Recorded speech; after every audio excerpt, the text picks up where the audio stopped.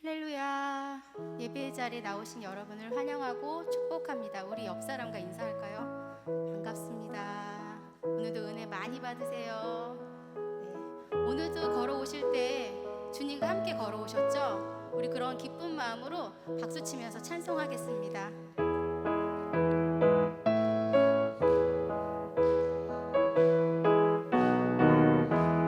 주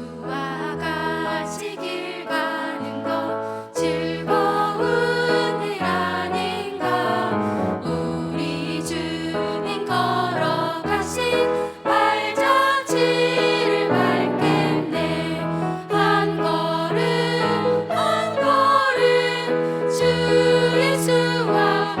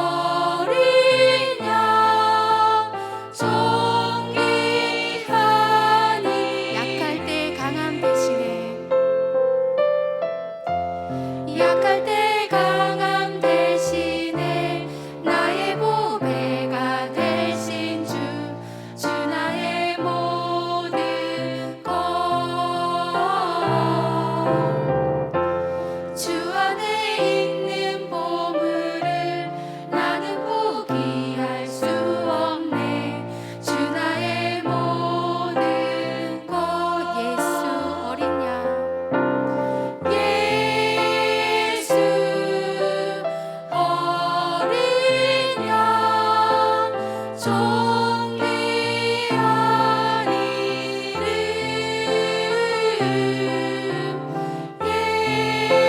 예수 어린 양 존귀한 이름 십자가 죄사하셨네.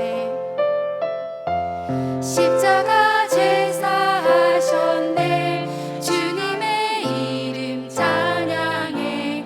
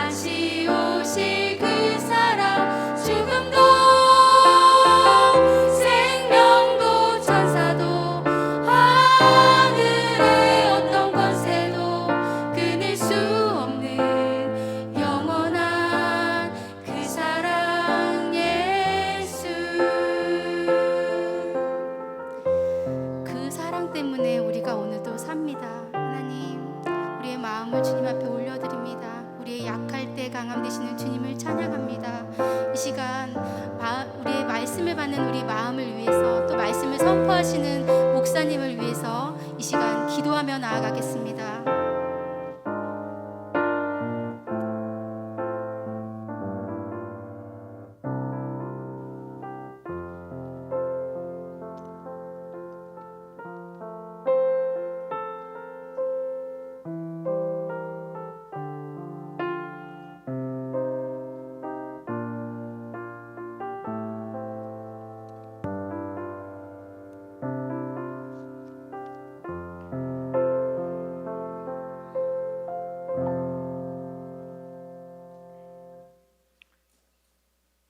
사랑의 주님, 저희를 사랑하여 주셔서 십자가 보혈의 은혜로 구원하여 주시고 영생을 주신 하나님께 감사를 드립니다.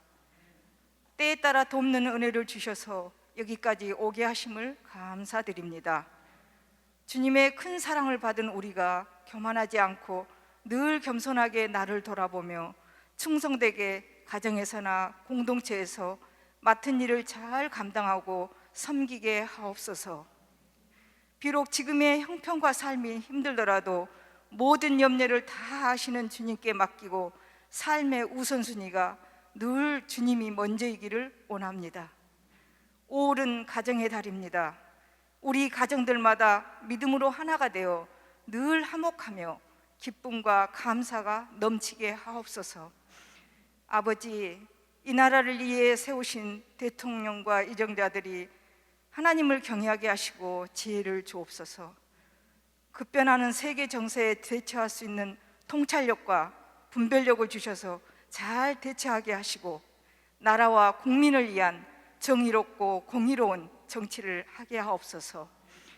안산 땅에 동산교회를 세워주심을 감사드립니다. 성령의 역사가 크게 일어나 기도와 말씀으로 복음 전파에 크게 쓰임받는 교회가 되게 하옵소서. 아버지, 이 시간에도 우리에게는 많은 기도 제목들이 있습니다. 함께 기도할 때 위로와 용기 주시며 은혜 가운데 응답받게 하옵소서. 말씀을 전하시는 김장훈 목사님께 늘 영육이 강건케 하시고 성령 충만케 하옵소서.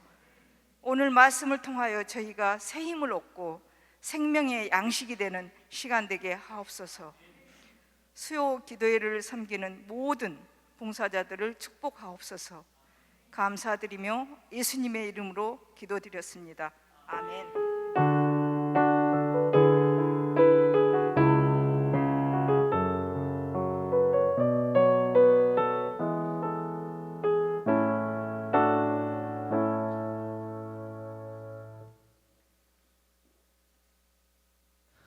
할렐루야, 반갑습니다.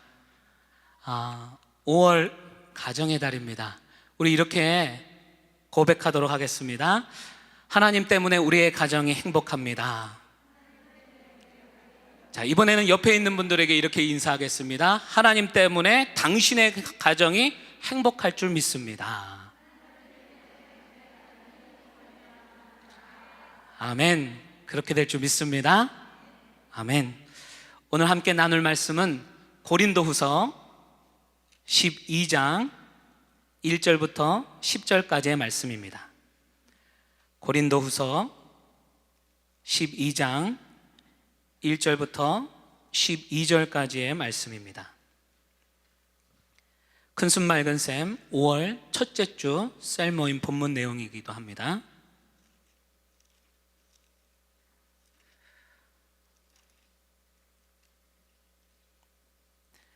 우리 찾으셨으면 말씀을 함께 읽도록 하겠습니다. 1절입니다. 무익하나마 내가 부득불 자랑하노니 주의 환상과 계시를 말하리라. 내가 그리스도 안에 있는 한 사람을 아노니 그는 14년 전에 셋째 하늘에 이끌려가니 그는 몸 안에 있었는지 몸 밖에 있었는지 나는 모르거니와 하나님은 아시느니라. 내가 이런 사람을 아노니 그가 몸 안에 있었는지 몸 밖에 있었는지 나는 모르거니와 하나님은 아시느니라. 그가 낙원으로 이끌려가서 말로 표현할 수 없는 말을 들었으니 사람이 가히 이르지 못할 말이로다. 내가 이런 사람을 위하여 자랑하겠으나 나를 위하여는 약한 것들 외에 자랑하지 아니하리라. 내가 만일 자랑하고자 하여도 어리석은 자가 되지 아니할 것은 내가 참말을 함이라. 그러나 누가 나를 보는 바와 내가 듣는 바에 지나치게 생각할까 두려워하여 그만두노라. 여러 계시를 받은 것이 지극히 크므로 너무 자만하지 않게 하시려고 내 육체에 가시 곧 사탄의 사자를 주셨으니 이는 나를 쳐서 너무 자만하지 않게 하려 하심이라. 이것이 내게서 떠나가게 하기 위하여 내가 3번 주께 간구하였더니 나에게 이르시기를 내 은혜가 내게 족하도다. 이는 내 능력이 약한 데서 온전하여짐이라 하신지라. 그러므로 도리어 크게 기뻐함으로 나의 여러 약한 것들에 대하여 자랑하리니 이는 그리스도의 능력이 내게 머물게 하려 함이라. 그러므로 내가 그리스도를 위하여 약한 것들과 능욕과 궁핍과 박해와 권고를 기뻐하노니 이는 내가 약한 그때에 강함이라. 아멘. 동물의 왕국이라는 TV 프로그램을 보면 동물들이 서로 싸움하는 모습을 우리가 보게 됩니다. 영역 싸움을 하든가 짝을 차지하려고 시도할 때 그때를 가만 보시면 자기 몸을 평소보다 크게 만듭니다. 왜냐? 자신이 강하다는 것을 과시하기 위해서. 그래서 개구리 중에는 자기 목을 크게 부풀리는 것도 있고, 고양이들도 털을 크게 부풀리고 꼬리를 좌우로 흔들게 하는 행동을 통해 상대에게 불쾌감과 분노를 표출하기도 합니다. 마찬가지로 분리하면 목소리가 커지는 분들 계시죠? 손을 치켜 세우시는 분들, 그리고 자꾸 가슴을 내미는 분들, 그런 분들 꼭 계시더라고요. 이 생존 경쟁에서 살아남기 위해 약하게 보이지 않으려고 무척 애를 씁니다.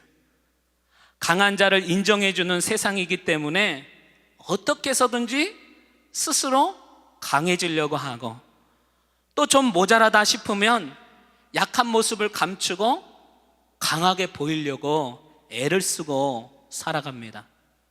하지만 이런 모습들이 남들이 모르는 것이 아니라는 거 상대방도 알고 있습니다. 잘난 게 없으면 잘난 체라도 해야 하고, 아는 게 없으면 아는 척라도 해야 합니다.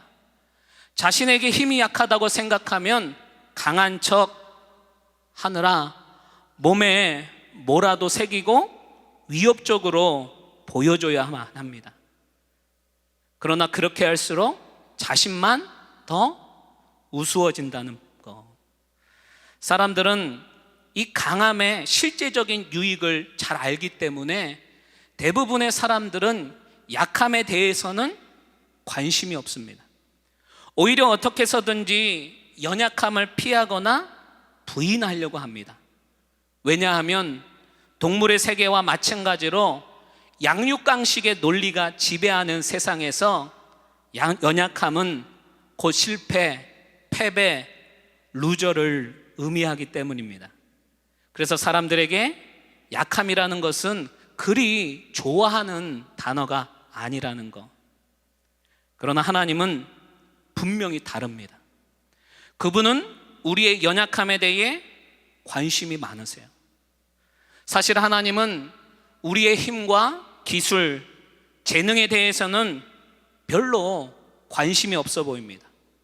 우리와는 달리 하나님은 우리가 똑똑하고 이쁘게 생기고 능력에 대해 별 감동이 없어 보이세요.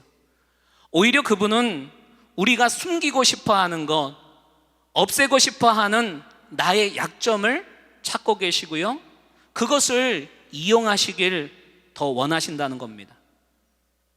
우리로서는 참으로 이해가 되지 않는 부분인데요, 오늘 우리가 읽은 본문을 통해 우리는 연약함의 참된 정체가 무엇인지를 발견하게 됩니다. 자, 첫 번째로 연약함은 우리를 겸손케 하시는 하나님의 선물이라 말씀합니다. 뭐라고요? 우리를 겸손케 하시는 하나님의 선물이 뭐라고요? 연약함이래요. 하나님을 믿는 사람이든 믿지 않는 사람이든 모든 사람은 다 나름대로 약점이 있습니다. 약점. 사람마다 종류와 정도의 차이만 있을 뿐 약한 부분이 없는 사람은 아무도 없습니다. 그러한 약점은 심각한 병이나 장애와 같이 육체적인 것일 수도 있고, 소극적이고 우울한 성격일 수도 있고, 자라면서 받은 상처와 같이 정서적인 부분일 수도 있습니다. 또 적대적인 부모나 문제가 있는 자녀, 갈등이 있는 배우자와 관계일 수도 있고, 선천적으로 자라지 못하는 재능, 지식에 관련된 것일 수도 있습니다. 그래서 가만히 보면 각 가정마다 11조가 꼭 있어요. 11조, 기도의 11조. 돈이 있고 남들 부러운 것이 없어 보이는데 꼭 한 가지, 자녀가 속썩이는 가정이 있고요. 자녀도 잘 되고 사는 것도 어렵지 않은데 건강상의 이유 때문에 어려움을 겪는 가정도 있고, 모든 것이 다 만족스럽고 어려움 없이 살고 있는데 형제들과 싸움 때문에 힘들어 하시는 분들도 계시고, 가만히 보면 꼭 한 가지 부족하거나 속썩이는, 그래서 기도해야 하는 문제의 11조가 각 가정마다 꼭 한 가지씩은 있다는 겁니다. 여러분들의 11조는 뭐세요? 여러분들의 연약함 11조. 그렇다고 이 우리의 연약함이 자신의 죄를 의미하는 것은 아닙니다. 약하다고 죄는 아니라는 것. 다만 나의 삶과 사역을 제한하는 한계가 있을 뿐입니다. 본문에 등장하는 이 사도 바울도 자신의 치명적인 약점을 가지고 있었던 사람입니다. 자, 7절에 보시면 여러 계시를 받은 것이 지극히 크므로 너무 자만하지 않게 하시려고 내 육체의 가시 곧 사탄의 사자를 주셨으니 이는 나를 쳐서 너무 자만하지 않게 하려 하심이라. 바울은 자신의 연약함을 가리켜 뭐라 불러요? 육체의 가시라 불렀고요. 또 뒤에 보시면 사탄의 사자라고도 불렀습니다. 학자들마다 이것이 무엇인지 약간씩은 다르지만 어떤 사람은 이것이, 이 가시가 간질병이었다 말하는 사람도 있습니다. 사도 바울이 말씀을 전하다가 갑자기 눈이 뒤집히거나 입에 거품을 물며 쓰러지는 발작하는 이러한 간질이 사도 바울에게 있었다는 거예요. 또 다른 사람들은 이 사도 바울에게 눈병이 있었는데 시각장애를 일으킬 정도로 심각했다는 겁니다. 갈라디아서 4장 15절에 보니까 너희가 할 수만 있었더라면 너희의 눈이라도 빼어 나에게 주었으며, 얼마나 아팠으면 상대방의 눈을 떼어다가 자신에게 달래요, 이 사도 바울이. 그래서 늘 사도 바울의 눈 때문에 근심이 되었고 심각한 통증 때문에 하루도 살 수 없었던 것이 사도 바울의 인생입니다. 그것이 무엇이었던지 간에 사도 바울에게 이 연약함, 이 약점, 가시는 너무나 고통스러운 것이었습니다. 그것은 바울을 계속해서 오늘 치는 것이었다, 성경은 그렇게 기록해 두었는데요. 여기서 가시라고 하는 것은 예리하고 뾰족한 나뭇가지라는 뜻입니다. 우리도 작은 가시 하나가 이 손에 박히게 되면 얼마나 아픈지 내내 신경이 쓰이고 손이 부어오르고 곰기까지 하잖아요. 그런데 이 예리한 나무 조각이 계속해서 우리의 손에 박혀 있다고 한번 생각해 보세요. 얼마나 아프고 힘들지. 이 육체의 가시에 대해 사도 바울이 얼마나 괴로웠던지, 그가 뭐라고 하느냐 불렀느냐, 이 가시를 뭐라고 불렀다고요? 사탄의 사자, 이렇게 불렀다는 거예요. 이 연약함은 사도 바울을 해치고 어렵게 만드는 사단의 하수인이었습니다. 그런데 만약 사도 바울이 자신의 연약함에 대해 그것이 하나님의 심판이요 징계요 저주라고 생각했다면 그는 평생 하나님을 원망하고 불평하며 늘 고통 속에 살았을 것이 뻔합니다. 바울은 자신에게 주어진 이 육체의 연약함이 누구로부터 왔다는 것을 알았어요? 하나님으로부터 주어진 것임을 깨달았다는 거예요. 그리고 이 가시를 허락하신 하나님을 자신이 인정했다는 겁니다. 7절 중간을 보세요. 7절 중간을 보시면 내 육체의 가시 곧 사탄의 사자를 주셨으니, 이렇게 되어 있는데요, 신약 성경에 쓰인 헬라어 원문을 보면 이 단어가, 이 구절이 수동태로 쓰여 있습니다. 주어가 나오지는 않지만 이 앞에 누가 그렇게 하신 거라고요? 하나님께서. 그러니까 사도 바울은 자신에게 가시를 주시는 분이 자기를 너무 사랑하시고 자기를 가장 잘 아시는 하나님임을 알았다는 겁니다. 놀랍게도 그것이 하나님의 선물임을 깨닫게 되었다는 거예요. 하나님께서 이 연약함의 선물을 주셨는데 오늘 7절을 다시 한번 보시면 2번이나 반복하고 있어요. 2번이나. 앞부분에서는 왜 이 선물을, 이 가시를 주셨다고요? 너무 자만하지 않게 하시려고. 또 뒷부분 보세요. 이는 나를 쳐서 뭐하게 하시려고요? 너무 자만하지 않게 하시려고 이 가시를 주셨다는 거예요. 여러분, 우리가 잘 아는 대로 이 사도 바울은 보통 사람이 흉내내지 못할 정도로 엄청난 사람이었습니다.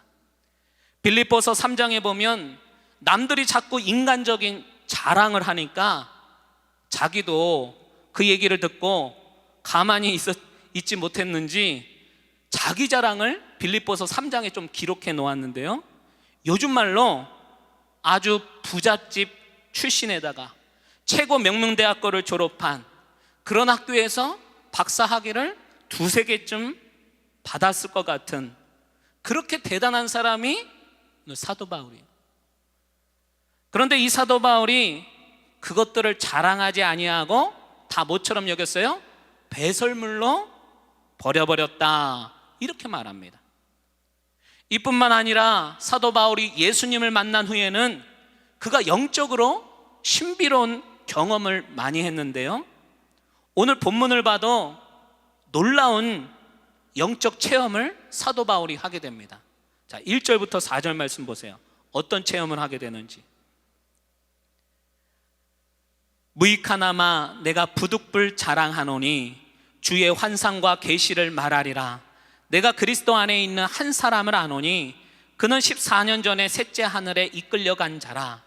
그가 몸 안에 있었는지 몸 밖에 있었는지 나는 모르거니와 하나님은 아시느니라. 내가 이런 사람을 아노니 그가 몸 안에 있었는지 몸 밖에 있었는지 나는 모르거니와 하나님은 아시느니라. 그가 낙원으로 끌려가 가서 말로 표현할 수 없는 말을 들었으니 사람이 가히 이르지 못할 말이로다. 이런 엄청난 환상과 계시, 영적 체험들로 인해 그는 영적 교만에 빠질 수 있는 위험한 상황에 처해 있게 됩니다. 영적 교만. 가끔 우리 주변에도 기도하면 자꾸만 뭐가 보인다 하시는 분들, 그리고 내가 기도해서 이 병을 고쳤다는 분들, 주님의 음성을 듣는다고 하시는 분들, 이런 분들이 영적 교만에 빠질 수 있는 위험한 분들입니다. 성경은 교만에 대해 크게 경고하고 있는데요. 하나님보다 자신을 스스로 높이는 것이 이게 교만인 거다. 교만은 넘어짐의 앞잡이요 멸망의 선봉이라.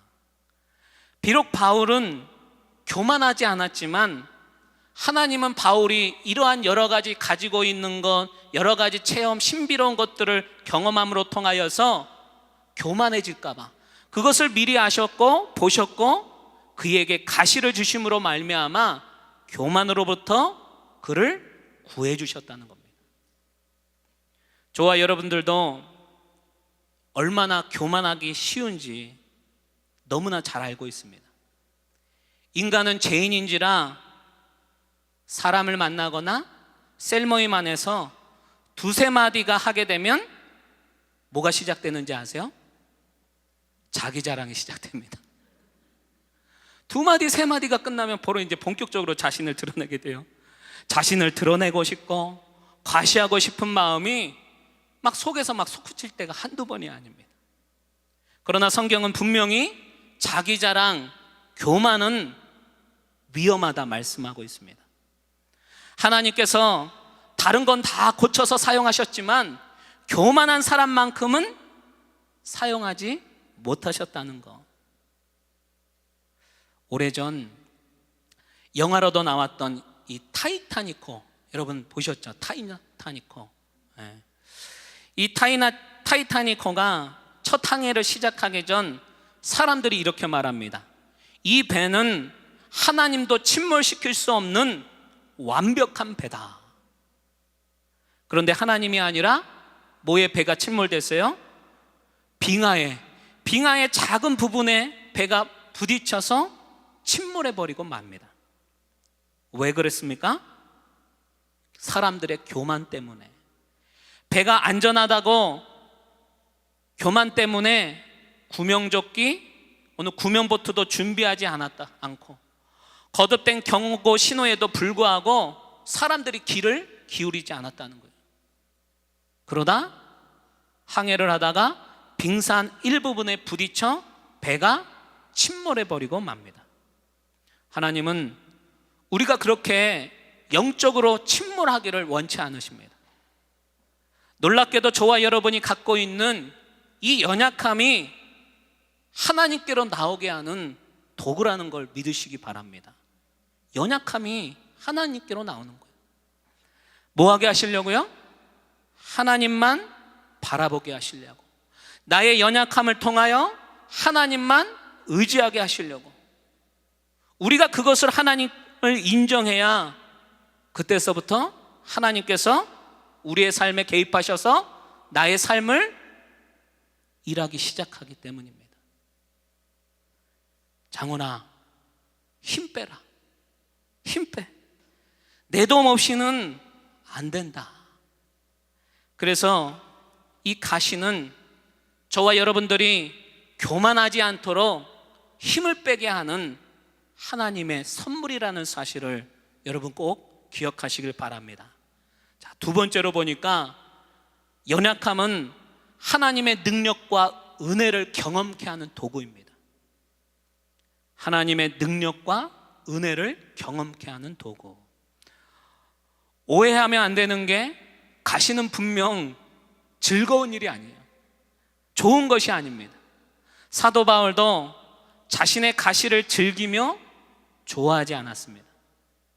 자신의 연약함이 너무나 괴로웠기 때문에 그것을 없애달라고 하나님께 간절히 기도를 합니다.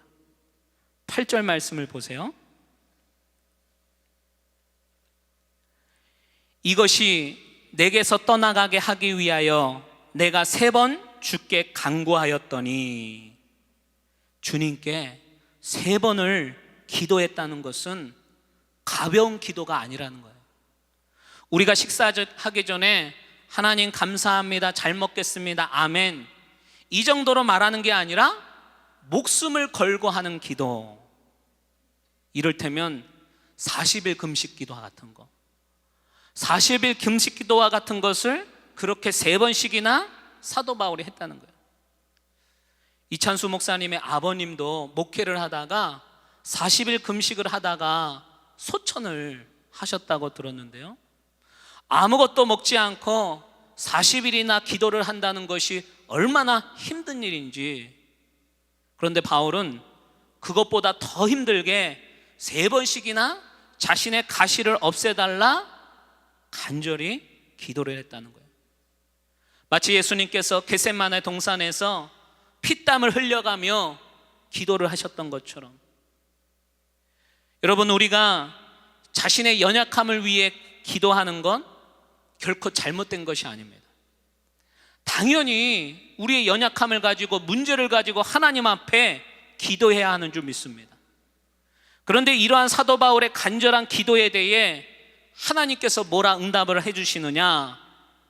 9절 말씀이에요. 자, 하나님의 응답이 뭐냐? 말씀을 같이 한번 읽어보겠습니다. 9절입니다. 나에게 이르시기를 내 은혜가 내게 족하도다. 이는 내 능력이 약한 데서 온전하여 짐이라 하신지라. 그러므로 도리어 크게 기뻐함으로 나의 여러 약한 것들에 대하여 자랑하리니 이는 그리스도의 능력이 내게 머물게 하려 함이라. 주님의 응답이 뭐였어요? 네? 하나님의 응답. 내 은혜가 내게 족하도다. 한마디로 가시를 없애주겠다는 거예요? 그대로 놔두겠다는 거예요? 결국은 노라 얘기합니다. 노. 그러나 동시에 하나님께서 이 바울에게 하나님의 은혜가 임하게 될 것을 약속해 주셨습니다. 가시를 제거해 줌으로써가 아니라 더 큰 은혜를 사도 바울에게 주심으로써 연약함을 극복하게 하셨습니다. 이는 내 능력이 약한 데서 온전하여 짐이라. 아이러니하지만 우리가 약할 때 오히려 주님의 능력이 내 안에서 온전해진다는 거예요. 10절 말씀을 다 같이 한번 고백하겠습니다. 10절입니다.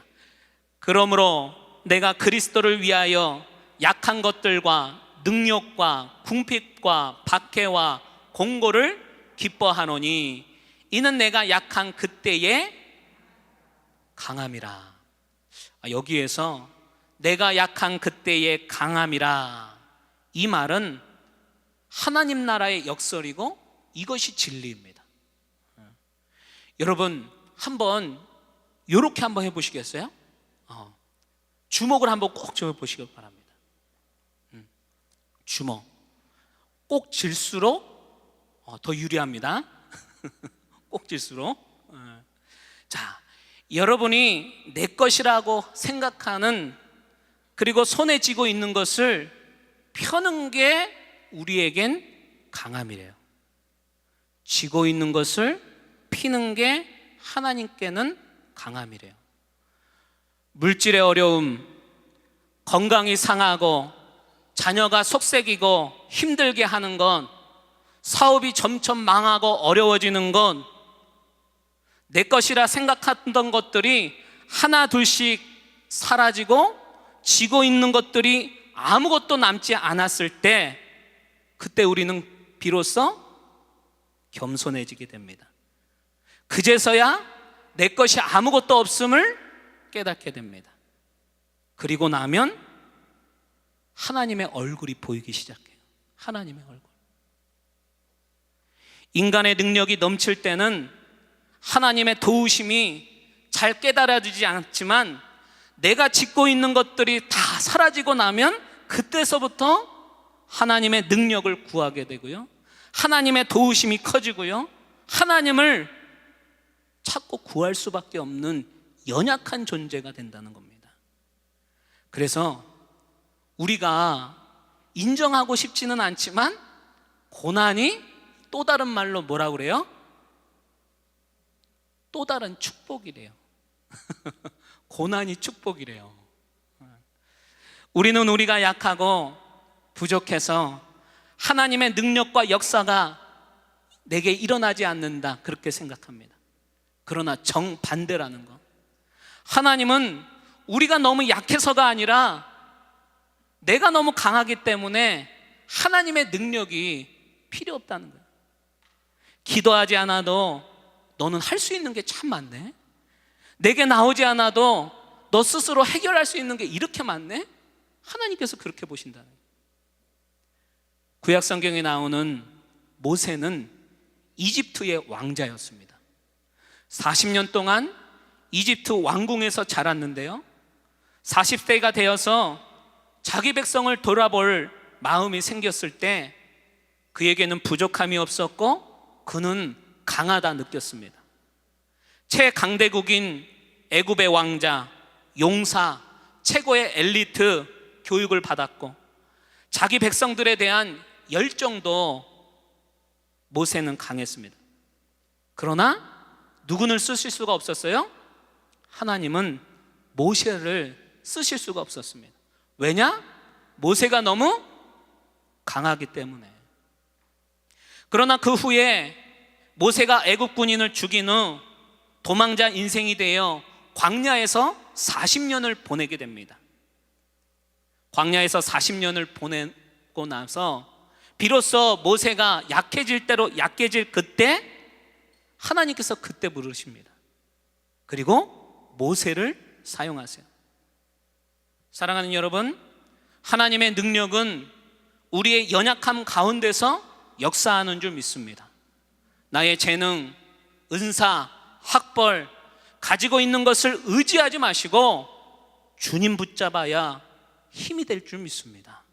주님 앞에 무릎 꿇고 하나님의 은혜를 구해야 그 문제가 해결될 줄 믿습니다. 그것이 저와 여러분이 이 땅에 살아남을 수 있는 길이라는 사실을. 그래서 마지막으로 사도 바울은 약함을 기뻐하고 자랑하라 말합니다.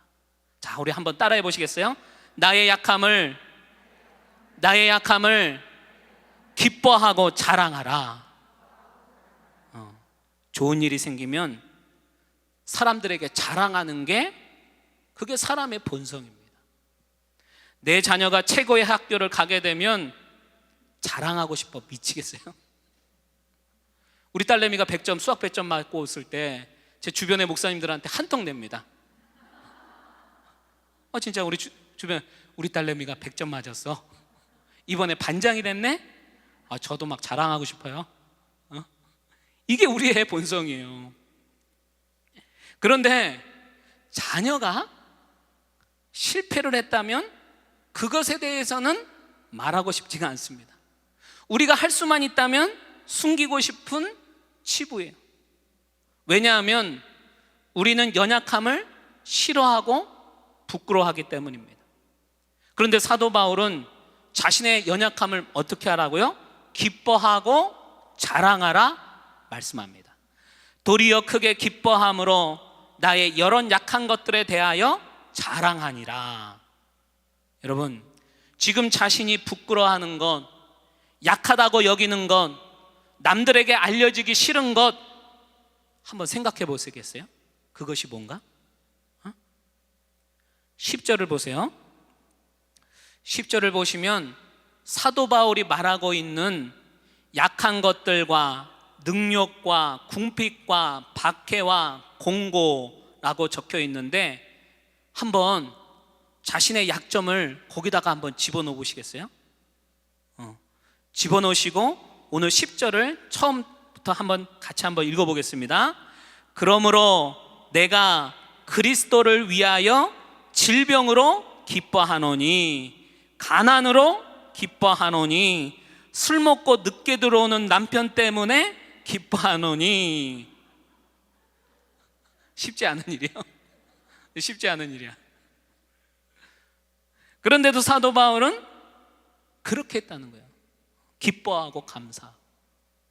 어떻게 그것이 가능했느냐?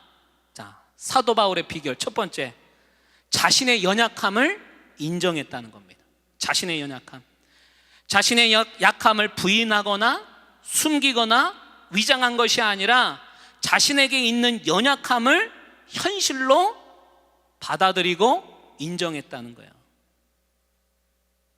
그것은 결코 부끄러운 일이 아닌데요, 오히려 연약함이 있음에도 불구하고 없는 척 숨기는 것이 그게 더 부끄러운 일입니다. 둘째, 연약함을 자랑했다는 것은 연약함에 대해 감사한다는 뜻이에요. 감사.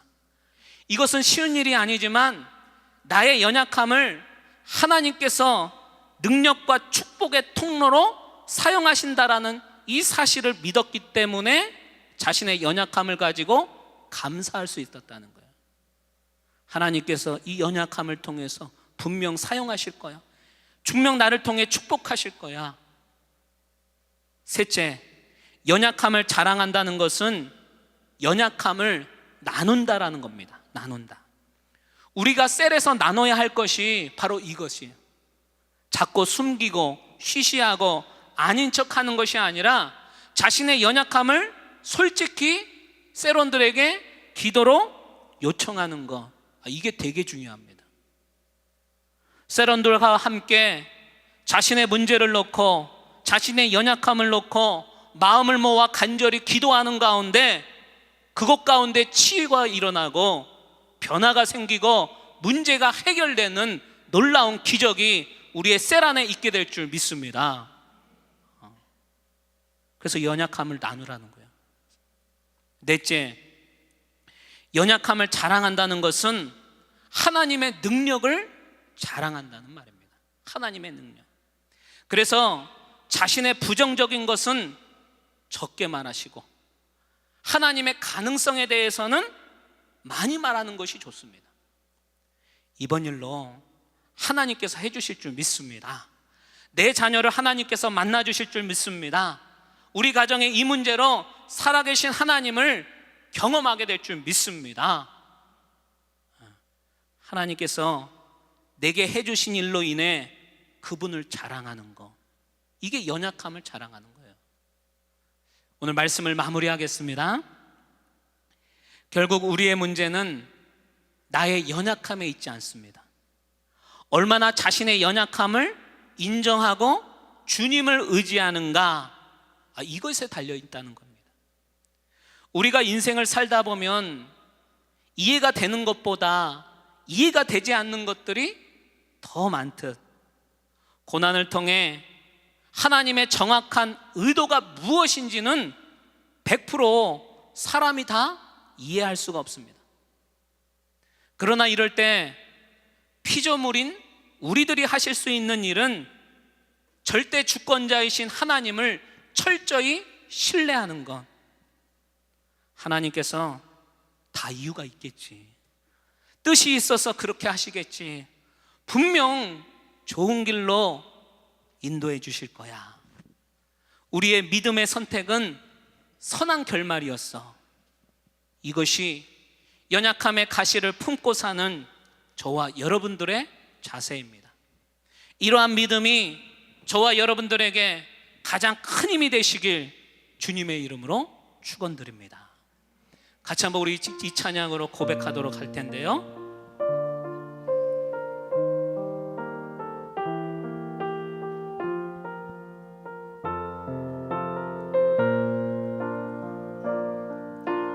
왜 나만 겪는 고난이냐고 불평하지 마세요. 고난의 뒤편에 있는 주님이 주신 축복 미리 보면서 감사하세요. 너무 견디기 힘든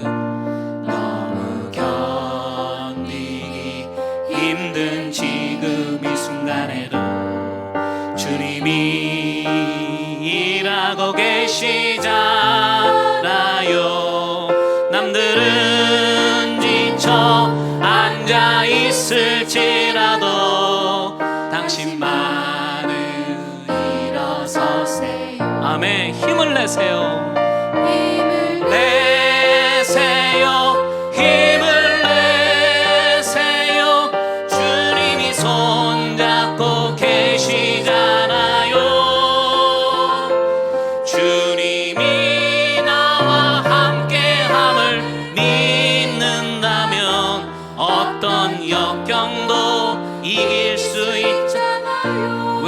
슬픔 찾아왔는지 원망하지 마세요.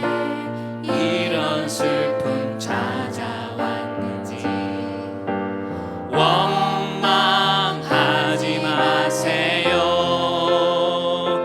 당신이 잃은 것보다 주님께 받은 은혜 더욱 많음에 감사하세요. 너무 견디기 힘든 지금 이 순간에도 주님이 일하고 계시잖아요. 남들은 지쳐 앉아 있을지라도 당신만은 일어서 아멘. 힘을 내세요. 힘을 내세요. 내세요. 힘을 내세요. 주님이 손잡고 계시잖아요. 주님이 나와 함께함을 믿는다면 어떤 고난도 힘을 내세요. 힘을 내세요. 힘을 내세요. 힘을 내세요. 주님이 손잡고 계시잖아요. 주님이 나와 함께함을 믿는다면 어떤 고난도 견딜 수 있습니다.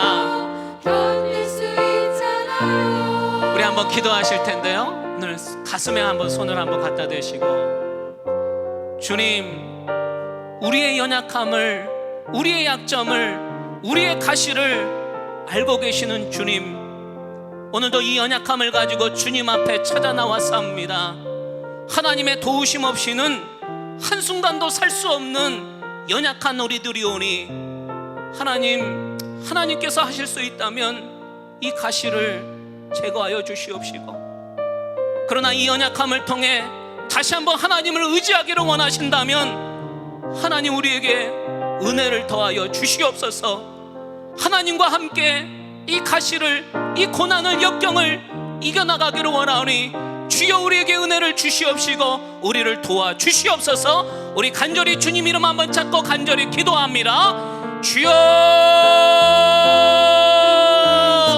할렐루야. 하나님 아버지, 오늘도 간절히 주님 앞에 찾아 나온 가난한 심령들 위해 오늘도 치유하시고 인도하여 주시옵소서. 우리의 연약함을 가지고 주님 앞에 찾아 나왔사오니 하나님 이 시간 우리의 마음을 만져주시옵시고 우리의 가시를 제거하여 주시옵시며 연약함 가운데 하나님만을 의지할 수 있는 은혜 또한 허락하여 주시옵소서. 오늘도 가정이라는 어려움, 오늘도 하나님 재정적인 어려움, 자녀들과의 어려움, 마음에 심란하고 오늘 인간관계 때문에 찾아오는 이 어려움 때문에 하나님을 잃어버리지 아니하게 하여 주시옵시고 오늘도 하나님께 찾아 나와 부르짖으며 무릎 꿇으며 하나님의 도우심을 구할 수 있는 믿음의 백성들 다 되어줄 수 있도록 주여 인도하여 주시옵소서. 오늘도 그 하나님과 동행하며 살아가기를 소망합니다. 하나님의 도우심 없이는 우리가 광야 같은 세상이요 믿음을 잃어버릴 줄은 모르나 오늘도 그 하나님과 함께 동행하며 승리하기를 원하오니 주여 이 시간 우리에게 힘과 능력을 더하여 주시옵소서. 오늘도 이 삶을 살아나갈 수 있는 힘을 더하여 주시옵시고 내가 너와 함께 하겠노라, 내가 너를 지키겠노라, 내가 너를 도우시라 약속하신 주님, 오늘도 그 약속 바라보며 어둠과 같은 이 신랄한 오른 가운데 하나님만 의지할 수 있도록 주여 인도하여 주시옵소서. 오늘도 그 하나님과 함께 이 세상을 이겼노라, 승리하겠노라 말씀하신 주님, 오늘도 하나님 우리의 연약함을 찾아와여 주시옵시고 우리의 마음을 만져주시고 우리의 마음을 회복하여 주시옵시며 병들고 지친 몸을 주님께서 구원하여 주시옵소서. 우리의 가정과 자녀들의 문제를 해결하여 주시옵소서. 하나님도 오늘도 승리케 하여 주시옵시고 오늘도 성령의 충만함 가지고 주님께 날마다 나아가는 복된 믿음의 자녀들 다 되어줄 수 있도록 주여 인도하여 주시옵소서. 하나님 오늘도 주님 그렇게 행하여 주실 줄 믿습니다. 오늘도 하나님 부여잡는 귀한 복된 인생 되기를 소망하오니 주님께서 찾아와여 주시옵소서. 승리케 하여 주시옵소서. 믿음을 더하여 주시옵소서. 은혜를 주시옵소서. 힘을 내세요. 힘을 내세요. 힘을 내세요.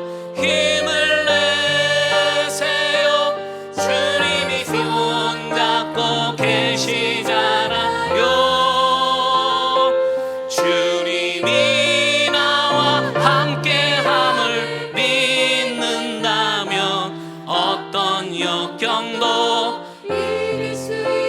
2절만 같이 고백합니다. 왜 이런 슬픔 찾아왔는지, 이런 슬픔 찾아왔는지 원망하지 마세요. 당신이 잃은 것보다 주님께 받은 은혜 더욱 많음에 감사하세요. 너무 견디기 힘든 지금 이 순간에도 주님이 일하고 계시잖아요.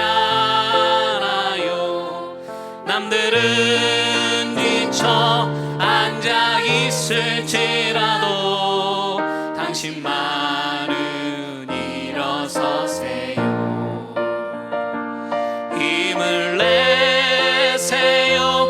힘을 내세요. 주님이 손잡고 계시잖아요.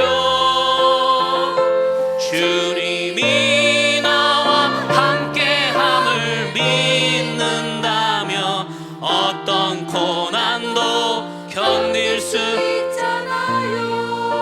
같이 한번 기도하겠습니다. 사랑의 주님,